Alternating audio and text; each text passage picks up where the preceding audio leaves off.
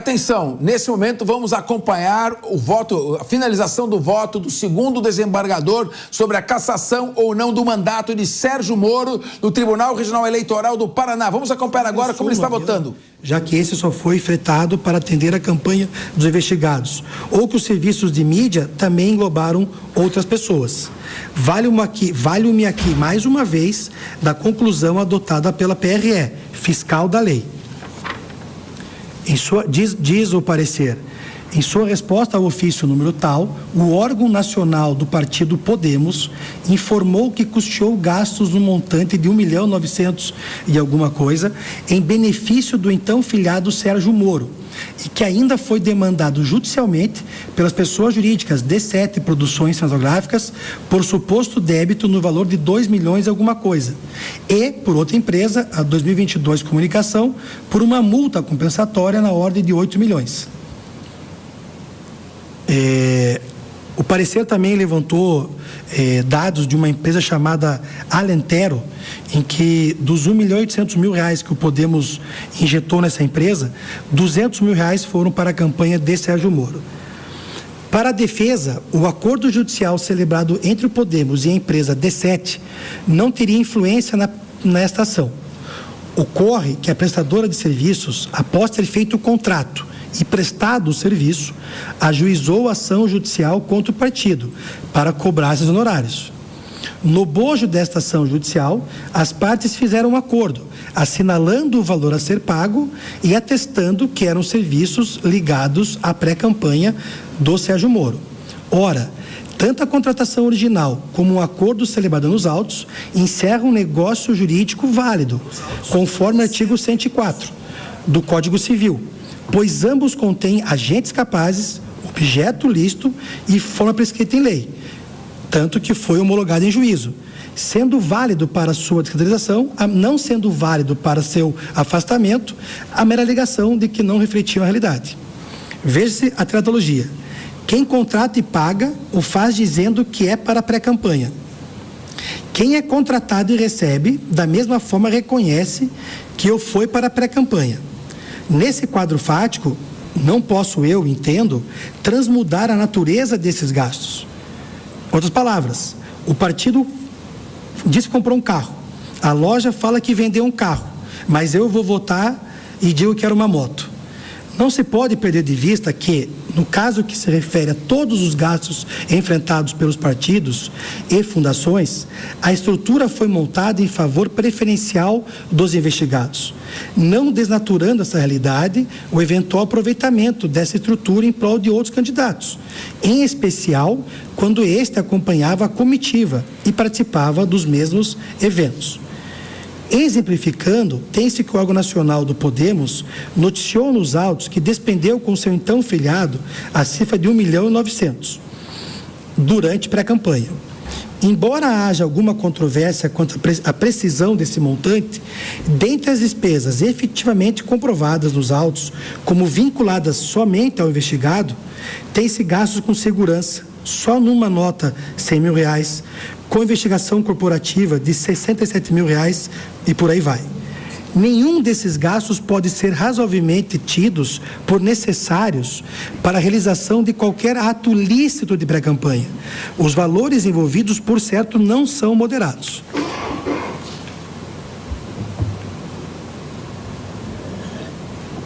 Na mesma linha, observa-se que a Fundação Trabalhista Nacional, ligada ao Podemos, efetuou gastos de pré-campanha em favor do investigado Sérgio Moro, seja custeando o serviço de compliance, consultoria ou assessoramento. Esses gastos são, em princípio, atípicos para essa instituição, dado que vocacionada, na forma do artigo 44, inciso 4 da Lei 9.096, à pesquisa, doutrinação e educação política, podendo as fundações investir recursos em atividades partidárias apenas na hipótese de haver sobras no exercício. E me causou estranheza que houve gastos de natureza partidária pela fundação, dizendo que havia sobra, ainda que estavam eles no primeiro semestre daquele ano, como que antecipando que haveria no final do ano sobra de caixa. e gastos na ordem de R$130 mil. Finalmente, tem-se os gastos realizados pelo órgão nacional do União Brasil. Só com assessoria em mídia digital, a agremiação gastou R$1.800.000 de abril a julho de 22, sendo R$450 mil mensais, conforme contrato. Não se trata aqui de garimpar nos autos a busca do valor exato que foi investido na pré-campanha, mas de pontuar que houve excessos, de forma clara, comprovada, contumaz, e que numa disputa acirrada como foi aqui para o Senado, com cerca de 4% de diferença entre os dois principais candidatos, a desproporcional injeção de recursos financeiros na pré-campanha dos investigados afetou de maneira frontal a legitimidade e a normalidade das eleições. No próximo tópico eu faço referência expressa ao parecer da Procuradoria Eleitoral e eu repito as tabelas que eles usaram e repito inclusive o critério de divisão pro rata para cada despesa, para não cometer também a injustiça de dizer que tudo era apenas dos investigados.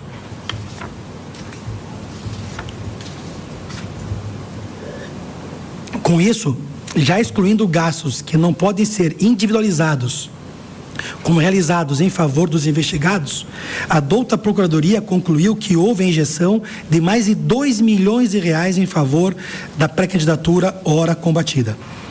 O que se tem de concreto é que no montante aplicado é magnífico, superando com folga o valor investido pela maioria dos demais adversários naquela campanha, conforme os próprios candidatos registraram em suas prestações de contas. Então, lembrando que a Procuradoria, e eu concordo com essa análise, apontou um gasto de pré-campanha de R$2 milhões, eu fiz aqui uma tabela dizendo quanto cada candidato ao Senado gastou na campanha. Então, por exemplo, Aline Sleutz, ela gastou na campanha R$1 milhão. Álvaro Dias, na campanha, ele gastou 5 milhões. Desirê gastou 1.600. O doutor Saboia gastou R$1.000. Laércio Matias, 100 e poucos mil reais. Orlando Pessutti, 1.700.000. Paulo Martins gastou 4.600. Rosane Freire, 222 mil. E ele próprio, Sérgio Moro, declarou ter gasto 5.100.000 reais, somando com os dois da pré-campanha. Como se extrai desse quadro, somente 3 candidatos tiveram à sua disposição, na campanha, mais de R$2 milhões. Justamente os 3 mais bem colocados na votação. Os outros 7 trabalharam com orçamento muito mais enxutos, o que se refletiu na votação oferida. Ou seja, é inegável que há uma correlação, ainda que lícita, entre recursos investidos na campanha e o resultado das urnas. Isso é suficiente, na minha leitura, para demonstrar à saciedade que, não se pode falar que os gastos realizados pelos investigados na pré-campanha, ainda que por intermédio de partidos e fundações, eram acessíveis ao candidato médio, ou que representavam um percentual pouco significativo, já que, ao revés, esse percentual chegou a 45% do teto máximo de despesas para a vaga de senador. Não é demais lembrar que um dos investigados, ao proferir o parecer na fase de pré-campanha, afirmou que 30% dos gastos do teto seria um percentual seguro para investimentos naquela fase, sem caracterizar abuso. Como já referido, este vistor não se filia à tese que fixa um percentual do limite de gastos na campanha como parâmetro, e muito menos ao percentual sugerido. Todavia, sequer o percentual foi atendido, já que ultrapassou em 15%. O próximo item do meu voto é o 2.4 e agora eu entro pela definição do poder econômico. Segundo José Jairo Gomes, o abuso de poder econômico é forma típica de abuso de poder e consiste na, abre aspas, realização de ações ativas ou omissivas que consubstanciem mau uso de recurso, estrutura, situação jurídica ou direito patrimonial, em proveito ou detrimento de candidatura. A finalidade do agente é influenciar a formação da vontade do cidadão, condicionando o sentido do voto e assim interferirem em seus comportamentos, quando do exercício do sufrágio. Por terem o propósito de exercer indevida influência no processo, as ações não são razoáveis nem normais no contexto em que ocorrem, revelando a existência de exorbitância, desbordamento ou excesso no exercício da situação jurídica ou dos direitos e no emprego de recursos. De qualquer modo, ele continua dizendo, para além da mácula que provoca as eleições, o abuso de poder econômico invariavelmente tem como corolário a corrupção do político no exercício do mandato assim conquistado. Eu, então, continuo aqui lendo essa doutrina. Assim, a despeito do contexto, do conceito relativamente aberto, é possível estabelecer alguns elementos aptos a caracterizar tal conduta. Entre eles, o uso desproporcional de recursos econômicos, com o fim de beneficiar ou prejudicar candidato ou pré-candidato, em contexto eleitoral ou pré-eleitoral, de modo que o equilíbrio ou igualdade de oportunidades do pleito restem prejudicados. Quanto à matéria, prevê a legislação. Artigo 14 da Constituição Federal. A soberania popular será exercida pelo sufrágio universal e pelo voto secreto, com valor igual para todos e nos termos da lei, mediante, parágrafo 9, lei complementar estabelecerá outros casos de inexigibilidade e os prazos de sua cessação, a fim de proteger a probidade administrativa, a moralidade para o exercício do mandato, considerada a vida pregressa do candidato, a normalidade das eleições, contra a influência do poder econômico ou abuso do exercício de função. Código Eleitoral, artigo 237. A interferência do poder econômico e o desvio de abuso de poder em desfavor da liberdade de voto serão coibidos e punidos. LC 6490, artigo 22. Qualquer partido político, coligação, candidato, Ministério Público, poderá representar diretamente ao corregedor regional, relatando fatos e indicando provas, indícios, circunstâncias, para pedir abertura de investigação judicial, para apurar o uso indevido, desvio ou abuso de poder econômico. Para a configuração do ato abusivo, não será necessária, não será considerada a potencialidade de o fato alterar o resultado da eleição, mas apenas a gravidade das circunstâncias que o caracterizaram. Nesse sentido, nesse apanhado legal do assunto, esse tribunal já tem decisões reiteradas, julgando procedente AGES e cassando candidatos mandatários. Eu cito aqui um precedente recente desse tribunal, AGE número 605.1372, relator do vereador Tiago Paiva dos Santos, 2022, mês de setembro, em que Sua Excelência na ementa diz assim: eleições 2020, recurso eleitoral, ação de investigação judicial eleitoral, flagrante preparado não configurado, captação ilícita de sufrágio, prova robusta, caracterização, abuso do poder econômico. A caracterização do abuso de poder econômico prescinde da prova acerca da finalidade ilícita ou ilícita no uso dos recursos financeiros, configurando-se pelo uso desmedido de aportes patrimoniais, que por sua vultuosidade é capaz de viciar a vontade do eleitor, desequilibrando em consequência o desfecho do pleito e a sua lisura. Cito aqui um outro caso do tribunal também julgado recentemente, e cito mais dois casos do TSE.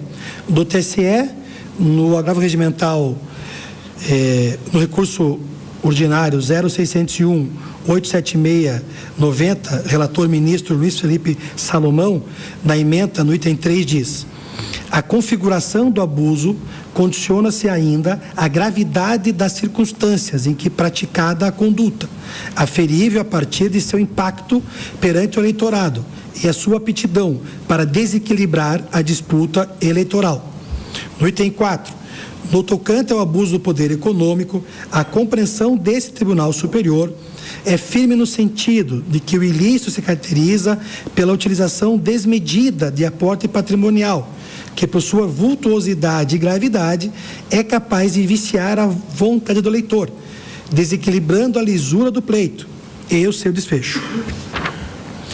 Congregando assim as características mais comuns citadas na doutrina e jurisprudência, pode definir o abuso do poder econômico como o uso desproporcional de recursos, lícitos ou não, privados ou públicos, financeiros ou mensuráveis em dinheiro, com aptidão de influenciar no livre exercício do sufrágio, seja cooptando diretamente os eleitores, seja dando amplitude exacerbada a uma das suas campanhas. A jurisprudência é uniforme quanto à necessidade de prova robusta da conduta caracterizadora do abuso do poder, da sua gravidade, sendo imprescindível ainda a demonstração de participação pessoal ou anuência dos candidatos.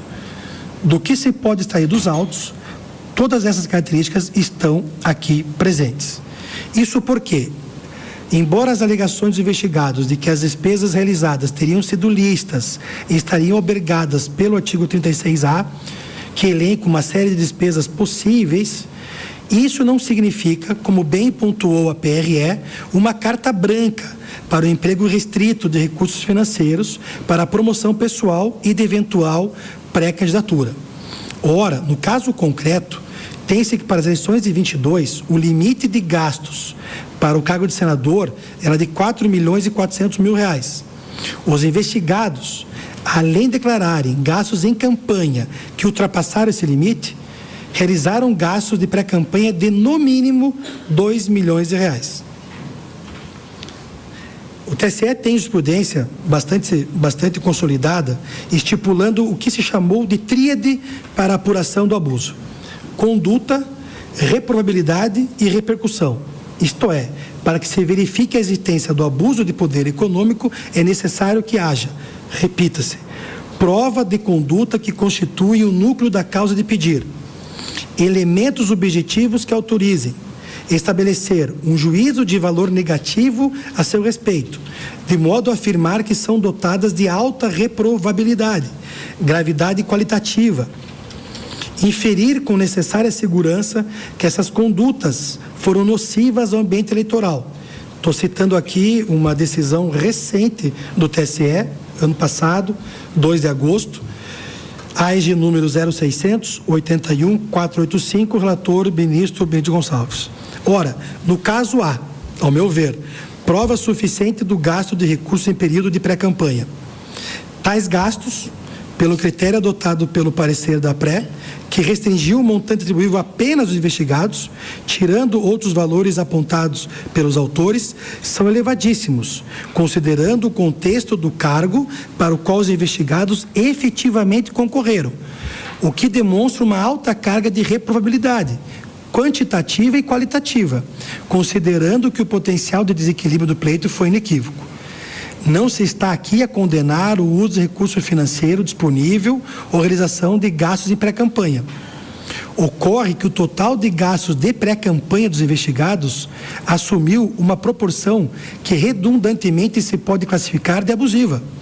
Só os gastos de pré-campanha dos investigados já atingiram 38% dos gastos eleitorais realizados e 45% do teto de gastos para o cargo de senador, conforme cotejo feito pela PRE. Representa os 55% das despesas contratadas das chapas alçadas à segunda e terceira colocação na disputa e 110% da média dos investimentos realizados pelos 10 candidatos ao Senado pelo Paraná. De fato, tais valores são módicos se considerarmos a pré-campanha de pré-presidente. Porém, o fato é que, seja por acidente de percurso ou erro de cálculo, o cargo disputado foi outro, o de senador, cujos limites de dispêndios financeiros são muito menores, colocando os investigados em grande vantagem frente aos demais concorrentes. Ainda, nem se fale que os gastos realizados não trouxeram qualquer tipo de benefício aos investigados, já que seriam eles notórios, com capital político. Fato é que a pré-candidatura ao cargo máximo do cursus honorum da República Brasileira potencializa a visibilidade de qualquer indivíduo, desde aqueles representantes de candidaturas de protesto, que eventualmente cheguem ao caso de sucesso, e até aquelas candidaturas que já disputam eleições ou exercem cargos políticos há mais tempo e já dispõem de capital político. A exposição nacional que beneficiou os investigados em razão de tal pré-candidatura e o uso de recursos financeiros correspondentes indubitavelmente se refletiu no Paraná, possibilitando aos investigados uma indevida vantagem em relação aos demais candidatos, entre os quais também se encontravam indivíduos notórios e conhecidos, ex-governador, ex-senador e parlamentar. De qualquer forma, a existência do abuso é patente e verificável de per si, independentemente de considerações sobre o efetivo impacto e resultado no pleito. Basta a comprovação dos fatos abusivos no caso, o uso excessivo de recursos, para que reste configurado o ilícito eleitoral. Houve a quebra da isonomia do pleito, comprometendo a sua lisura e a sua legitimidade, de modo que deve ser reconhecida a prática de abuso de poder econômico, uma vez que foram comprovadamente feitas condutas aptas a caracterizá-lo. Discipiendo, portanto, que a conduta abusiva tem efetivamente alterado ou tido a potencialidade de alterar as eleições. O que interessa, portanto, a solução do caso é que as condutas sob investigação possam ser valoradas economicamente e que as circunstâncias que a envolvem sejam graves. O assunto é dos mais sérios, pois ataca frontalmente a legitimidade do mandato. Não é que o Poder Judiciário está se imiscuindo nos votos recebidos. Em verdade, diante do abuso cometido, a certeza que se tem é que a vontade do eleitor restou viciada. Falando mais alto o dinheiro, quem perde é a democracia. E aqui eu faço uma referência a uma frase do Milor, em que ele, com certo humor, mas claramente criticando a quadra fática atual, diz: a democracia moderna é constituída por 4 poderes: o legislativo, o executivo, o judiciário e o dinheiro, sendo que o dinheiro funciona junto com todos os outros e pode funcionar sem nenhum dos outros. Em situação com muitos pontos de aproximação com o caso dos autos, o TRE do Mato Grosso cassou o mandato de senadora da ex-juíza Selma Rosane Santos Arruda e de seus suplentes. Da ementa do acordo mantido pelo TSE, merece transcrição alguns trechos. O item número 11 da ementa. Na espécie, os representados realizaram enorme quantidade de gastos tipicamente eleitorais em pré-campanha. No item 13, destaque-se, os representados realizaram gastos eleitorais próprios de campanha que atingiram o valor de R$1.200.000. Item 16 daquele acordo que o TSE manteve e acabou cassando o mandato da senadora Selma. A utilização excessiva de aportes financeiros em desacordo com normas relativas à arrecadação no valor de R$1.200.000, quantia que corresponde a 72% das despesas efetivamente declaradas, revela a prática de abuso de poder econômico. Como dito, a situação é bastante similar. Ex-magistrada que ingressa na política, disputa a vaga para o Senado e se vale de vultuosos aportes financeiros na pré-campanha, antecipando gastos eleitorais. Nos presentes, a situação é ainda mais grave, uma vez que também restou configurada a extrapolação do teto de gastos, questão que não houve naquele caso, além de, neste caso, tratar-se de dinheiro público. Indo para o final do voto, eu anoto aqui que nós temos vivenciado recentemente que os TREs e TSEs têm tido uma atuação muito firme nesses casos de combate a abusos. E em reportagem do jornal O Globo, levantou-se que há 7 meses das eleições municipais, ao menos 96 prefeitos eleitos em 2020 já perderam o seu mandato. Digo isso para não dar a sensação de que estamos aqui atuando em regime de exceção. Essa decisão traz a oportunidade de olhar para o futuro. Avizinham-se as próximas eleições.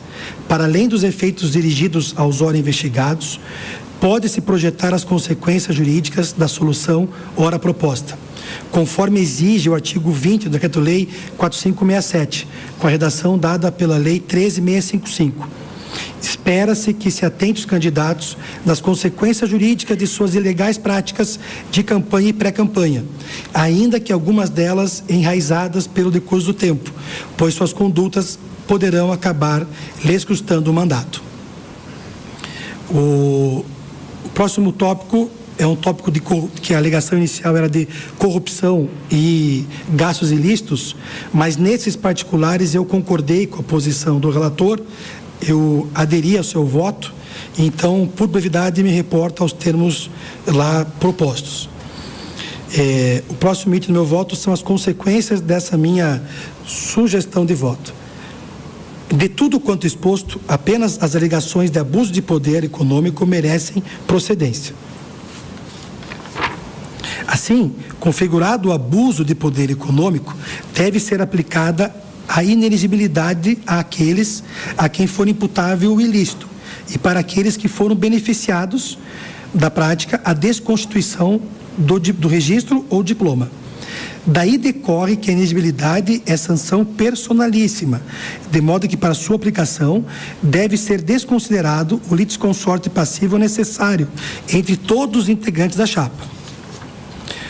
Sobre os investigados Sérgio Moro e Luiz Felipe Cunha, contudo, recai, além da responsabilidade pela prática do abuso de poder econômico, eles que ativamente participaram das condutas que utilizaram, também recai o benefício advindo das condutas.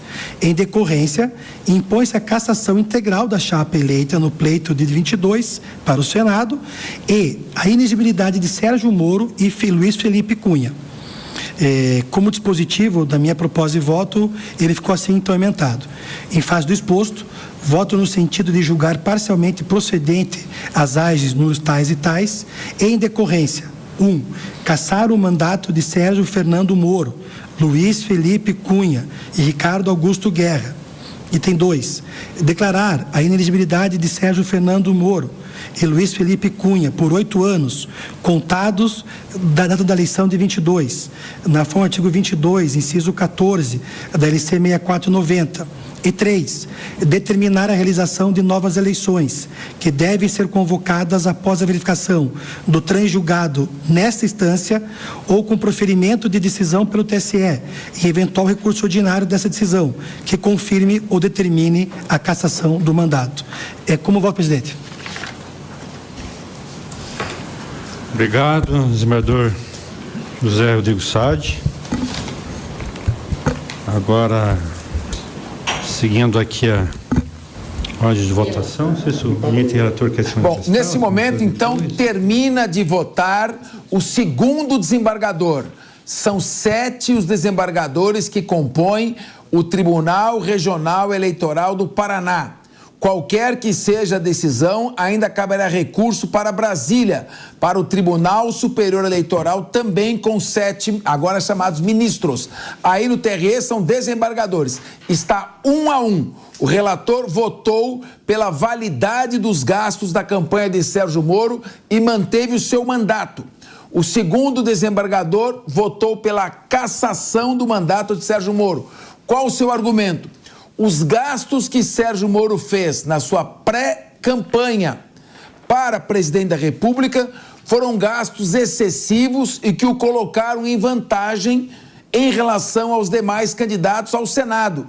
Porque quando ele desiste da candidatura para presidente e sai candidato ao Senado, ele já teria se beneficiado de todos os gastos que foram feitos na sua pré-campanha para presidente da República. Lembrando que os gastos para a campanha de presidente da República são mais de 10 vezes superiores, o teto de gastos, do que para senadores. Então, foi constatado aqui, neste voto, o abuso do poder econômico. Repetindo, os gastos de Sérgio Moro na pré-campanha, quando ele queria ser presidente da República, foram muito elevados, e quando ele mudou de ideia e resolveu sair candidato a senador, todos esses gastos acabaram sendo considerados pela Justiça Eleitoral como gastos que integraram a campanha para o Senado. Então ele teve uma vantagem em relação aos outros candidatos ao Senado.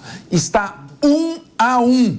Então, vamos lá. Ou aqueles gastos da pré-campanha não tiveram nenhuma repercussão na campanha para o Senado, porque ele já era muito conhecido, uma figura popular, e que, portanto, os gastos não contribuíram para lhe dar nenhuma vantagem, ou esses gastos contribuíram para dar uma vantagem. É isso que está sendo discutido neste momento. Repetindo, qualquer que seja a decisão tomada hoje pelo Tribunal Regional Eleitoral, Sérgio Moro continuará no mandato para o Senado. Mas é óbvio que a decisão influencia, de alguma forma, a futura decisão do Tribunal Superior Eleitoral quando houver o recurso.